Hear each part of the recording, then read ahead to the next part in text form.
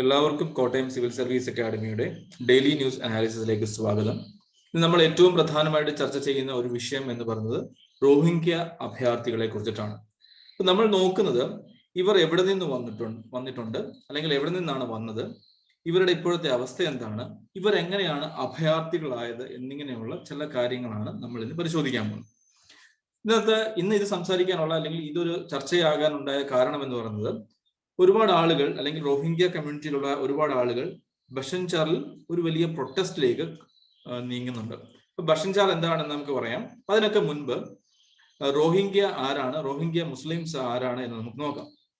ഈ വിഭാഗം ആളുകൾ ഉൾപ്പെട്ടുകൊണ്ടിരുന്ന രാജ്യം എന്ന് പറയുന്നത് മ്യാൻമറാണ്. മ്യാൻമറിലെ ജനവിഭാഗങ്ങൾ ഏറിയ പങ്കും ആരായിരുന്നു? ബുദ്ധിസത്തിൽ വിശ്വസിക്കുന്ന അല്ലെങ്കിൽ ബുദ്ധിസ്റ്റ് കമ്മ്യൂണിറ്റിയിലുള്ള ആളുകളായിരുന്നു. അപ്പൊ എന്താണ്, ഈ ഒരു വിഭാഗം എപ്പോഴും ഒബ്വിയസ്ലി ഒരു മൈനോറിറ്റി ആയി മാറി. പക്ഷേ 1982 അവർ പുതിയ സിറ്റിസൺഷിപ്പ് ബില്ല് അല്ലെങ്കിൽ സിറ്റിസൺഷിപ്പ് ആക്ട് കൊണ്ടുവന്നു. ഈ സിറ്റിസൺഷിപ്പ് ആക്ട് പ്രകാരം 1982 സിറ്റിസൺഷിപ്പ് ആക്ട് പ്രകാരം ഇവർ പറയുന്ന ഒരു കാരണം എന്താണെന്ന് വെച്ച് കഴിഞ്ഞാൽ, ഈ രാജ്യത്തിന്റെ ഭാഗമല്ല റോഹിംഗ്യൻ മുസ്ലിംസ് എന്ന് പറയുന്നത്. റോഹിംഗ്യൻ മുസ്ലിംസിനെ 1823 during the advent of British government to Myanmar they brought along with this British. എവിടെ നിന്ന്? ഫ്രം ബംഗ്ലാദേശ്. അപ്പൊ ഇതാണ് ഇവരുടെ ഒരു വാദഗതി. അവരുടെ ഗവൺമെന്റിന്റെ അല്ലെങ്കിൽ മ്യാൻമാർ ഗവൺമെന്റിന്റെ ഒരു വാദഗതി എന്താണ്? ഈ മ്യാൻമാർ ആയിട്ടുള്ള ജനങ്ങൾ അല്ലെങ്കിൽ മ്യാൻമാറിൽ ഉണ്ടായിരുന്ന ഈ റോഹിംഗ്യൻ മുസ്ലിംസ് എവിടെ നിന്ന് വന്നവരാണ്? 1820 മുൻപ് മ്യാൻമാറിൽ അല്ലെങ്കിൽ താമസമാക്കാത്ത 1823 അതിനുശേഷമോ ബ്രിട്ടീഷുകാർ അവർക്കൊപ്പം കൊണ്ടുവന്ന ഒരു വിഭാഗം മാത്രമാണ് മ്യാൻമാറിലെ റോഹിംഗ്യൻ മുസ്ലിംസ്. അവരെവിടെയാണ്? അവർ മ്യാൻമാറിൽ താമസമാകുന്നു. പക്ഷേ ഇതിനകത്ത് ചില ഒരു വിഷയങ്ങൾ ഉണ്ടാവുന്നത്, ഏറ്റവും പ്രധാനപ്പെട്ട വിഷയങ്ങൾ നമുക്കറിയാം. 1982 തന്നെ ഇവരെ റെക്കഗ്നൈസ് ചെയ്യുകയായിരുന്നു മ്യാൻമാർ ചെയ്തത്. മ്യാൻമാർ എന്താണ് ചെയ്തത്? ഇവർ ബംഗ്ലാദേശിന്റെ ആളുകളാണ് അല്ലെങ്കിൽ ബംഗ്ലാദേശിലെ നിന്നുള്ള ഉത്ഭവിച്ച ആളുകളാണ് അല്ലെങ്കിൽ പുറപ്പെട്ടു വന്ന ആളുകളാണ്, പ്രവാസത്തിലുള്ള ആളുകളാണ് എന്ന് പറയുന്നു. But in the case of citizenship act of 1982, so they derecognised the citizenship of the Rohingya Muslims. അപ്പോൾ എന്താണ് സംഭവിക്കുക? ഇതിന്റെ ഒരു പ്രധാന പ്രശ്നം എന്താണെന്ന് വെച്ച് കഴിഞ്ഞാൽ, ഇവർക്ക് ഒരു ഇത് കിട്ടുന്നില്ല, അവർക്കൊരു പൗരന്റെ അവകാശങ്ങൾ ലഭിക്കുന്നില്ല ഇവിടെ മ്യാൻമറിൽ. And they are not bound to go back to Bangladesh as well. അതായത് എന്ത് ചെയ്യാൻ പറ്റില്ല, ഇവർക്ക് ബംഗ്ലാദേശിലേക്ക് പോകാൻ പറ്റില്ല. കാരണം എന്താണ്? They cannot prove their legacy over there in Bangladesh. അവരുടെ പാരമ്പര്യത്തിനെ അല്ലെങ്കിൽ അവരുടെ 50 വർഷം മുൻപുള്ള ഒരു അവരുടെ മുൻഗാമികളെ ഐഡന്റിഫൈ ചെയ്യാനോ ആ ഒരു ലീനിയേജ് കണ്ടെത്തുവാനോ ഈ വിഭാഗം റോഹിംഗ്യൻ മുസ്ലിംസ് പരാജയപ്പെട്ടു എന്ന് തന്നെ വേണമെങ്കിൽ പറയാം. അപ്പൊ ആ പരാജയപ്പെടുന്നത് കൊണ്ട് എന്താണ് സംഭവിച്ചത്? ബംഗ്ലാദേശ് ഇവരെ അംഗീകരിച്ചിട്ടില്ല. 1982 സിറ്റിസൺഷിപ്പ് ആക്ട് പ്രകാരം ഈ മ്യാൻമാറും ഇവരെ അംഗീകരിച്ചിട്ടില്ല. So they literally they become stateless. എന്താണ് സംഭവിച്ചത്? അവർ ഒരു രാജ്യമില്ലാത്ത അല്ലെങ്കിൽ ഒരു വിഭാഗം ആളുകൾ, ഈ ബംഗ്ലാദേശികളാണോ അതല്ല, ബംഗ്ലാദേശികൾ അംഗീകരിക്കാത്ത ഒരു വിഭാഗമായി മാറി. അതുപോലെ തന്നെ റോഹിംഗ്യൻസും മ്യാൻമാർ ഗവൺമെന്റും അംഗീകരിക്കാത്ത ഒരു വിഭാഗമായി മാറി. അപ്പോൾ എന്താണ്, ഇരു ഗവൺമെന്റുകളും അംഗീകരിക്കുന്നില്ല എന്നുണ്ടെങ്കിൽ they became a kind of stateless people. പക്ഷെ എന്ത് ചെയ്തു? ഇവർക്കൊരു വൈറ്റ് കാർഡ് ഇഷ്യൂ ചെയ്തു മ്യാൻമാർ ഗവൺമെന്റ്. ഈ വൈറ്റ് കാർഡ് കൊണ്ട് എന്ത് ചെയ്യാം? ഇവർക്ക് ഒരു പരിധി വരെയും അവരുടെ ജീവിത സാഹചര്യങ്ങളെ മ്യാൻമറിൽ കൊണ്ടുപോകാനുള്ള അവകാശം കൊണ്ടുവന്നു. പക്ഷേ 2012 എത്തുമ്പോൾ സംഗതികൾ ആകെ മാറുകയാണ് ചെയ്തത്. 2012 എത്തിയപ്പോൾ എന്താണ് സംഭവിച്ചത്? റോഹിംഗ്യൻ മുസ്ലിംസും എന്താണ് ബുദ്ധിസ്റ്റുകളും, റാഡിക്കലൈസ്ഡ് ആയിട്ടുള്ള ബുദ്ധിസ്റ്റുകളും ഒരു ക്ലാഷിലേക്ക് ഏർപ്പെടുന്നു. അതിന് കാരണമായിട്ട് പറയുന്നത് ബുദ്ധിസ്റ്റുകളും അതുപോലെ തന്നെ എന്താണ് റോഹിംഗ്യൻസും കൂടെ ഒരു ക്ലാഷിൽ ഏർപ്പെടുന്നു. അതിന് കാരണമായിട്ട് പറയുന്നത് എന്താണ്, ഈ റോഹിംഗ്യൻ മുസ്ലിംസിലെ ഒരു വിഭാഗം ആളുകൾ ബുദ്ധിസത്തിൽ വിശ്വസിച്ചിരിക്കുന്ന അല്ലെങ്കിൽ ബുദ്ധിസ്റ്റ് വിഭാഗത്തിലുള്ള ഒരു പെൺകുട്ടിയെ ഗാങ് റേപ്പ് ചെയ്തു എന്നതായിരുന്നു അതിനെ ഒരു കാരണമായിട്ട് പറഞ്ഞിരുന്നതും. അതിനുശേഷം എന്ത് ചെയ്തു? ഇവർക്കുണ്ടായ അല്ലെങ്കിൽ ഈ രണ്ട് വിഭാഗങ്ങൾ തമ്മിൽ ഒരു വലിയ വിഭാഗീയത വളരുകയും അതുകൊണ്ട് തന്നെ എന്താണ് സംഭവിച്ചത്? അതിന്റെ പരിണിത ഫലമായി ഗവൺമെന്റ് ഇടപെടുകയും ഇവരുടെ ലാൻഡ് കോൺഫിസ്കേറ്റ് ചെയ്യുകയും ചെയ്തു. ലാൻഡ് കോൺഫിസ്കേറ്റ് ചെയ്തു, അവരുടെ വീടുകൾ പിടിച്ചെടുത്തു. അതുകൊണ്ട് എന്ത് ചെയ്തു, ലാൻഡ് കോൺഫിസ്കേറ്റ് ചെയ്തതിനു ശേഷം അവരെ അത്രയും ആളുകളെ എങ്ങോട്ടേക്ക് പാർപ്പിക്കാൻ ഇടയാക്കി? ഇവരെ പതുക്കെ എങ്ങോട്ട് മാറ്റി? കോൺസെൻട്രേഷൻ ക്യാമ്പുകളിലേക്ക് മാറ്റാൻ തുടങ്ങി. കോൺസെൻട്രേഷൻ ക്യാമ്പുകൾ എന്ന് പറയുന്നത് ചുറ്റും ഇലക്ട്രിക് വൈദ്യുതി വയറുകൾ ഘടിപ്പിച്ച ഒരു കോൺസെൻട്രേഷൻ ക്യാമ്പ് തന്നെയായിരുന്നു. ഇവർക്ക് വേണ്ടത്ര ഫുഡ് ഗവൺമെന്റ് കൊടുക്കുന്നില്ലായിരുന്നു, വൈദ്യസഹായം എത്തിക്കുന്നില്ലായിരുന്നു. ലിറ്ററലി ഈ വിഭാഗം ആളുകളെ അവിടെ ഒരു കൊല്ലാക്കൊല ചെയ്യുന്ന അവസ്ഥയിലേക്കായിരുന്നു കാര്യങ്ങൾ പോയിക്കൊണ്ടിരുന്നത്. പക്ഷേ ചില ആളുകൾ അവിടെ നിന്ന് രക്ഷപ്പെടാനും അവർ ബംഗ്ലാദേശി ഭാഷകൾ സംസാരിച്ചു കൊണ്ടിരുന്ന, അല്ലെങ്കിൽ ബംഗ്ലാദേശി ഭാഷ അല്ലെങ്കിൽ ബംഗാൾ ഭാഷ വശമുള്ളത് കൊണ്ടും they try to get into Bangladesh. അപ്പോഴെന്ത് ചെയ്തു, കുറെ ആളുകളൊക്കെ ബംഗ്ലാദേശ് ആ സമയത്തൊക്കെ എന്ത് ചെയ്തു, കുറച്ച് ആളുകളെ അക്സെപ്റ്റ് ചെയ്തു. പക്ഷെ ഈ അക്സെപ്റ്റൻസ് അധികം കാലം നീണ്ടു നിന്നില്ല. കാരണം എന്താണ്, കൂടുതൽ ആളുകൾ ബംഗ്ലാദേശിലേക്ക് വന്നു. So they shut their doors in front of this Rohingya Muslims. അപ്പോൾ എന്താ സംഭവിച്ചത്, അതിന്റെ ഒരു മാപ്പ് നമുക്ക് എത്താം. അതിനുശേഷം ഈ ബംഗ്ലാദേശികൾ ഇവരോട് വിമുഖത കാണിച്ചപ്പോൾ they started heading towards Thailand. തായ്ലൻഡിൽ എത്തിയപ്പോൾ പക്ഷേ തായ്ലൻഡ് ഗവൺമെന്റ് ഈ വിഭാഗത്തിന്റെ അല്ലെങ്കിൽ ഈ ഒരു വിഭാഗീയതയെ കൃത്യമായി വാച്ച് ചെയ്യുന്ന ആളുകളായിരുന്നു. പക്ഷേ അതുകൊണ്ട് തന്നെ ഇവരെന്ത് ചെയ്തു, ഇവരെ ഈ വിഭാഗം ആളുകളെ ഇവർ ബോട്ടിൽ രക്ഷപ്പെട്ട് തായ്ലൻഡിലേക്ക് കടൽ മാർഗം എത്തിയപ്പോൾ അവിടെ തായ്ലൻഡ് നേവി ഇവരെ തടയുകയും ഇവർക്ക് വേണ്ട ആഹാരം നൽകുകയും മെഡിസിൻ നൽകുകയും എന്നാൽ ഇവരെ കരയിലേക്ക് കൊണ്ടുപോകാതെ തിരിച്ചയക്കുകയും ചെയ്തു. അപ്പോൾ എന്ത് ചെയ്തു, അവർ തായ്ലൻഡിൽ നിന്നും മലേഷ്യയിലേക്ക് എത്തി. മലേഷ്യയിലും എന്താണ് സംഭവിച്ചത്, തായ്ലൻഡ് ഗവൺമെന്റ് എടുത്ത അതേ സ്റ്റാൻഡ് ആയിരുന്നു മലേഷ്യൻ ഗവൺമെന്റ് എടുത്തത്. So they sent to Indonesia. ഇവർ എന്ത് ചെയ്തു, ഇന്തോനേഷ്യയിലേക്ക് യാത്രയായി. ഇന്തോനേഷ്യയിലേക്ക് യാത്ര ചെയ്തപ്പോൾ എന്താണ് സംഭവിച്ചത്, ഇവിടുത്തെ കുറെ ഫിഷർമാൻ, മീൻപിടുത്തക്കാർ ഇവരെ സംരക്ഷിക്കുകയും ഇവരെ കടയിലേക്ക് എത്തിക്കുകയും ഇവർക്ക് വേണ്ട മരുന്നുകൾ കൊടുക്കുകയും ചെയ്തു. പക്ഷേ ഇന്തോനേഷ്യൻ ഗവൺമെന്റ് ഇവർക്കെതിരെ ശക്തമായ താക്കീത്, അതായത് ഈ മത്സ്യത്തൊഴിലാളികളോട് ശക്തമായ താക്കീത് ചെയ്യുകയും ചെയ്തു. ഇത് ഒരു ആന്റി നാഷണൽ എലിമെന്റ് ആണ് എന്ന രീതിയിൽ വരെ ഇവരെ ശക്തമായി താക്കീത് ചെയ്തു. പക്ഷെ ഈ തരത്തിലുള്ള എല്ലാ വിഭാഗം ആളുകളും ഇവരെ തഴഞ്ഞപ്പോൾ ദേ ടേൺ ടുവേർഡ്സ് ഇന്ത്യ. ഇവർ ഇന്ത്യയിൽ എത്തുകയും Assam, West Bengal, UP, Delhi, Jammu and Kashmir, Andhra Pradesh and even Keralam വരെയുള്ള സ്ഥലങ്ങളിൽ എന്താണ് ഇവർ താമസിക്കുവാനും തുടങ്ങി. പക്ഷേ ഇന്ത്യ ഇവരെ അക്സെപ്റ്റ് ചെയ്തു. ഒരു വിഭാഗം ഇവർ പലയിടങ്ങളിലേക്ക് അക്സെപ്റ്റ് ചെയ്തു. ഏകദേശം UNHRC പ്രകാരം ഏകദേശം 40,000 ആളുകളാണ് ഇന്ത്യയിൽ ഉള്ളത്. അതിൽ 16,000-ഓളം ആളുകൾ ഇല്ലീഗലായിട്ട് ഇന്ത്യയിൽ കടന്നുകൂടിയിരിക്കുന്ന ആളുകളാണ് എന്നും ഗവൺമെന്റിന് അറിയാം. പക്ഷെ ഇവിടുത്തെ വിഷയം എന്താണ്, നമ്മളുടെ പ്രധാന വിഷയം ഇന്ത്യയിലെ ഇപ്പോഴത്തെ ഈ ഒരു ആർട്ടിക്കിൾ പെർസ്പെക്റ്റീവിൽ നമ്മൾ ചിന്തിക്കുമ്പോൾ ഈ ഇന്ത്യയുടെ ഇഷ്യൂസ് അല്ല പ്രധാനം. ഇവിടെ ഈ ആളുകൾ ഈ ഭഷൻചറില് നടത്തുന്ന പ്രൊട്ടസ്റ്റ് ആണ് ഏറ്റവും പ്രധാനപ്പെട്ട ഒരു കാരണം. അതായത് several thousand Rohingyans staged unruly protest on Monday against living conditions on a cyclone-prone land of Bangladesh, where they are moved from a vast camps on the mainland, the police said. അവർ എന്ത് ചെയ്തു, പലപ്പോഴും അവരുടെ ക്യാമ്പുകളിൽ നിന്നും ഇതുപോലുള്ള cyclone prawn ആയിട്ടുള്ള അല്ലെങ്കിൽ എന്താണ് ബംഗാൾ ഉൾക്കടലിലേക്കുള്ള ഒരു ദ്വീപിലേക്ക് എപ്പോൾ വേണമെങ്കിലും സൈക്ലോൺ അടിക്കാവുന്നതും എന്നാൽ സൈക്ലോണിൽ തകരാവുന്നതുമായിട്ടുള്ള ഒരു സ്ഥലങ്ങളിലേക്ക് ഇവരെ മാറ്റി പാർപ്പിക്കുകയും ചെയ്തു. ഏകദേശം എന്താണ് 18,000 ആളുകളെയാണ് അവിടെ താമസിപ്പിച്ചിരിക്കുന്നത്. അതിനകത്ത് പലപ്പോഴും ലോ ഇൻഫ്രാസ്ട്രക്ചർ ആണ്. People live in a squalid and cramped condition. അതൊക്കെ മനുഷ്യത്വരഹിതമായ അല്ലെങ്കിൽ മനുഷ്യാവകാശ ധ്വംസനമാണ് എന്നൊക്കെ വേണമെങ്കിൽ അവർ അവകാശപ്പെടുന്നുണ്ടാവുന്നു.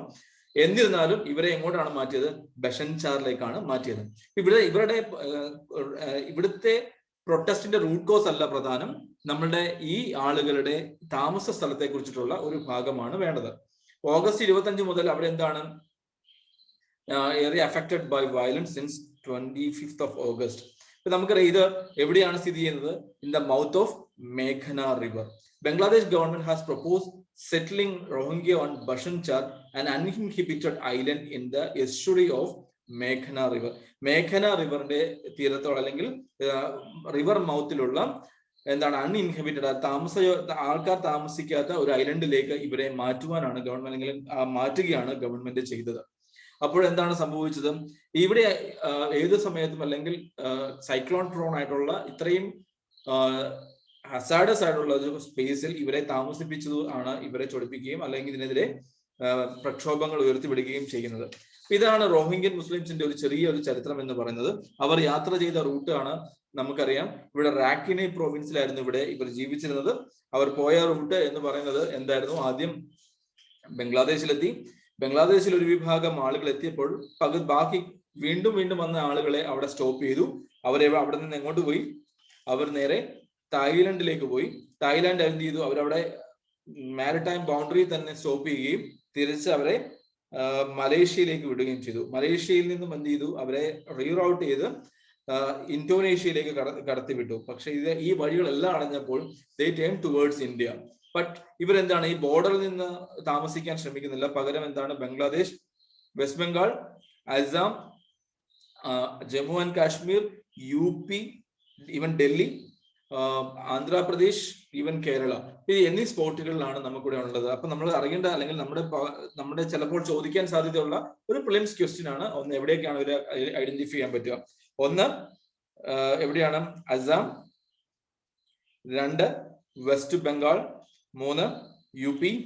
4, Delhi.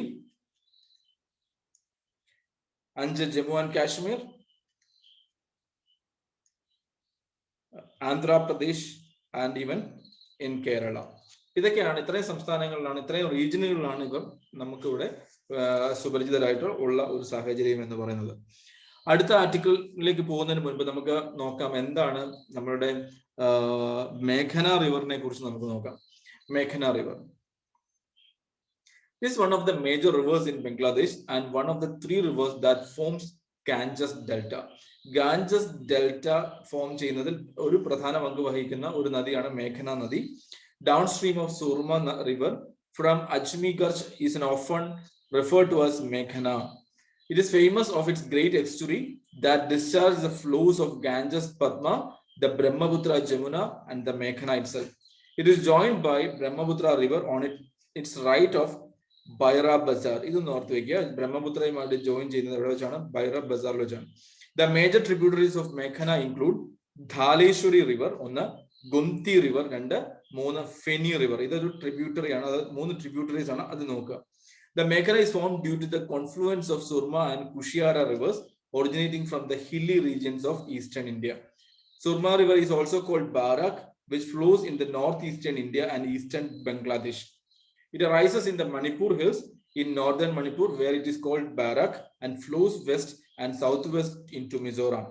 At Bhaira Bazar in Bangladesh, the river enters the old Brahmaputra and becomes the Meghna River.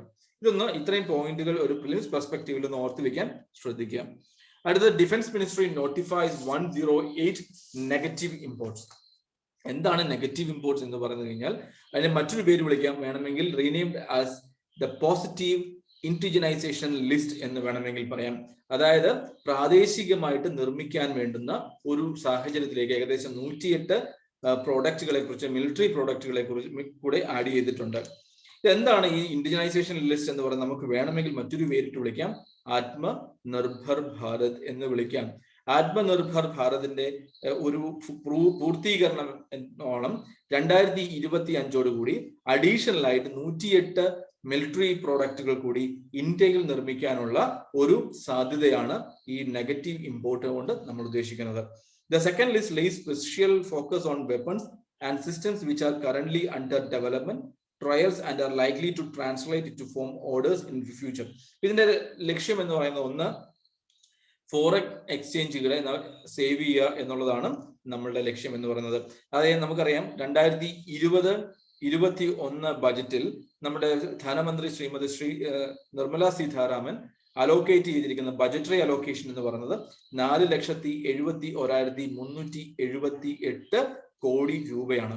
അപ്പൊ ഈ പണം പകലതും എന്താണ്, പല രാജ്യങ്ങളിലേക്കാണ് സ്പ്ലിറ്റ് ചെയ്ത് അല്ലെങ്കിൽ ഡിസ്ട്രിബ്യൂട്ട് ചെയ്യുന്നത്.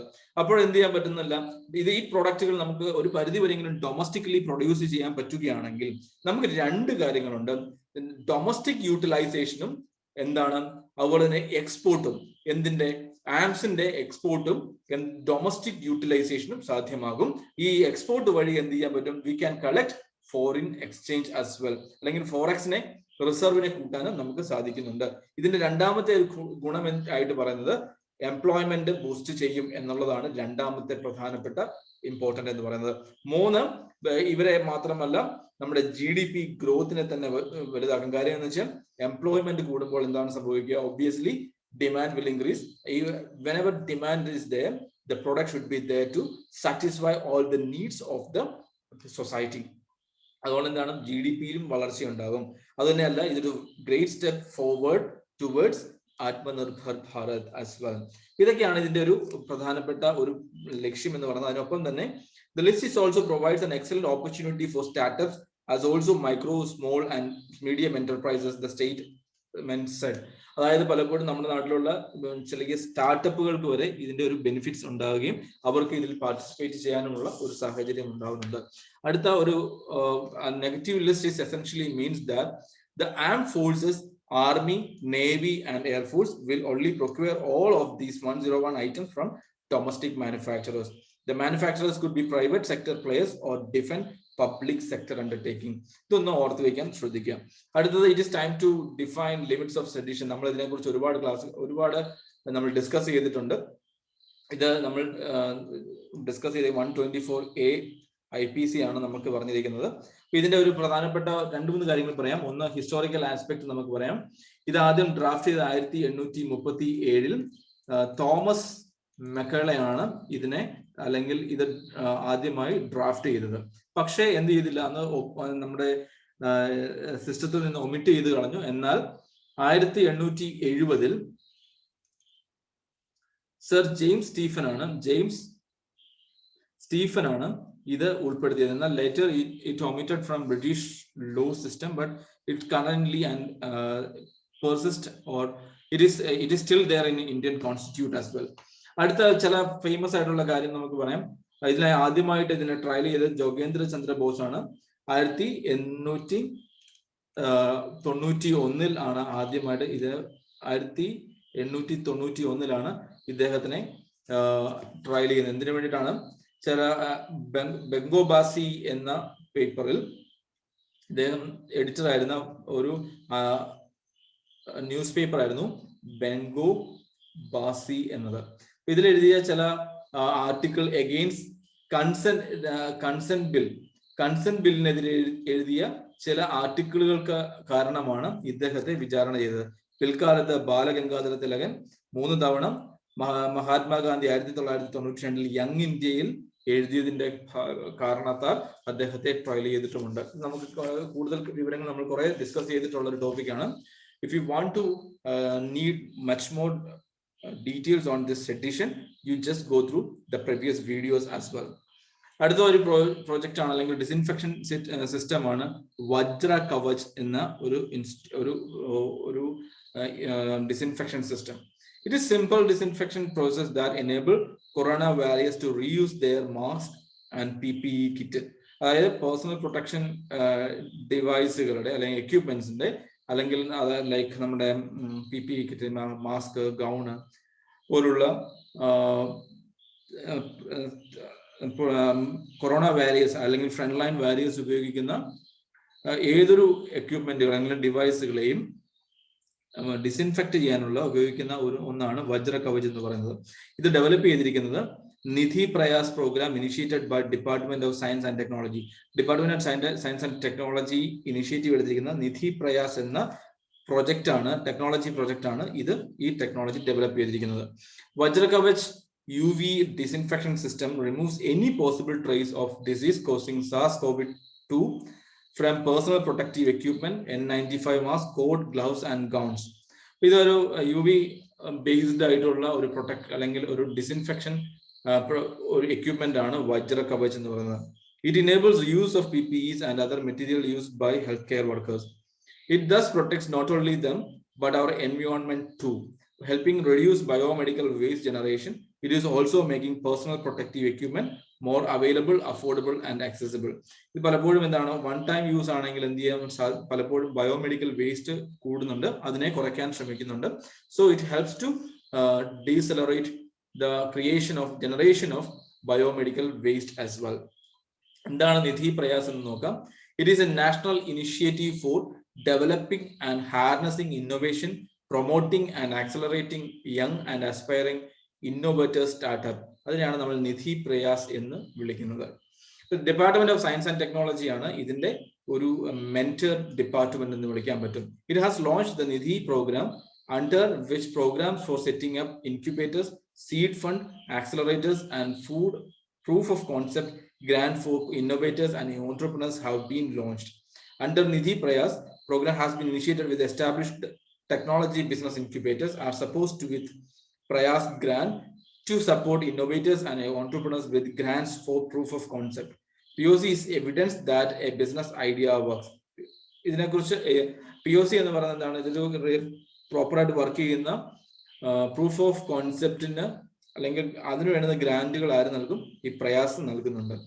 Maximum grant of ₹220 lakh is given to TBI, Technology Business Incubators, for establishing a Prayas Center, which includes ₹100 lakh for Prayas Shala, ₹20 lakh for operational cost for Prayas Center, and maximum of ₹10 lakh to one innovator for developing prototype. Funding for 10 innovators is given to TBI in a year. ഇതൊക്കെ ഒന്ന് ഓർത്ത് വെക്കുക. ഇതൊക്കെ ഒരു prelims പെർസ്പെക്റ്റീവിൽ ഓർത്ത് വെക്കേണ്ട ഒരു സാഹചര്യമാണ്.